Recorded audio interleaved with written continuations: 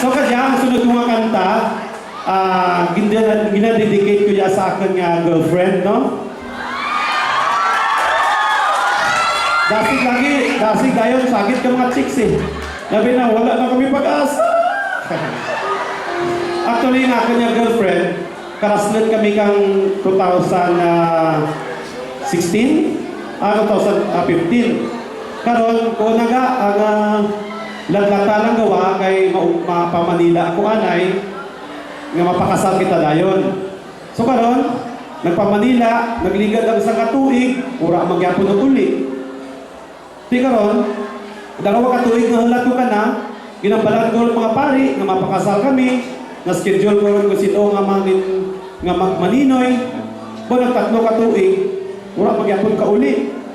Pero hindi ko ka-text ka na nga, I love you, I miss you. Ga, maraming yun kong gabi eh. Kung ako di kutupan. Apat katuwig nga halat ko nga pirmi, I love you, I miss you. Wala ko gyapon maguli. Ang imbis nga, I love you, I miss you nga text ko, nang imo lamang nga, launod ako, launod. So karon, uli ka dyan lately nakita ko sa Facebook may ka-holding hands na tanang iba. Sila. Ang mga bahay ngayon, hindi masaligan dyan.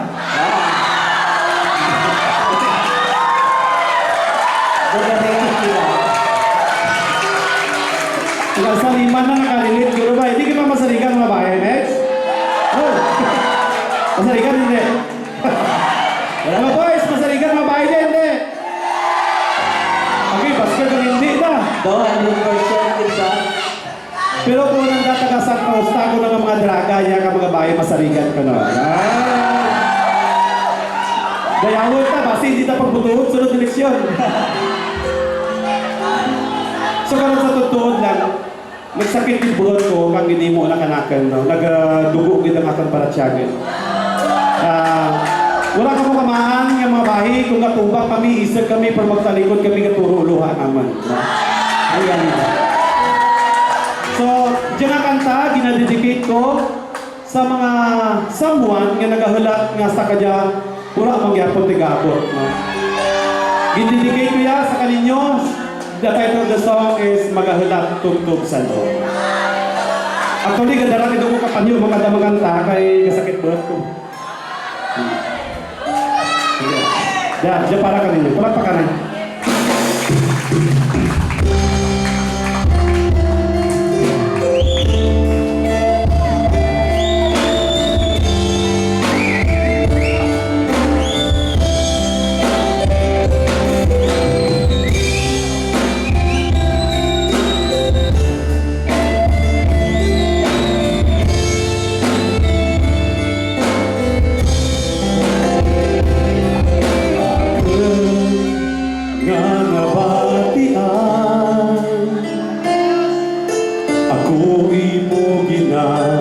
Kahit nawahan pareho na ba tiyagan ang makaimaw kau aking kalipayan kay mi ko madumduman ang mayan taga inagihan daan ang promisa mo matuman kay nagahulat ako magahulat ako tugtog sa loob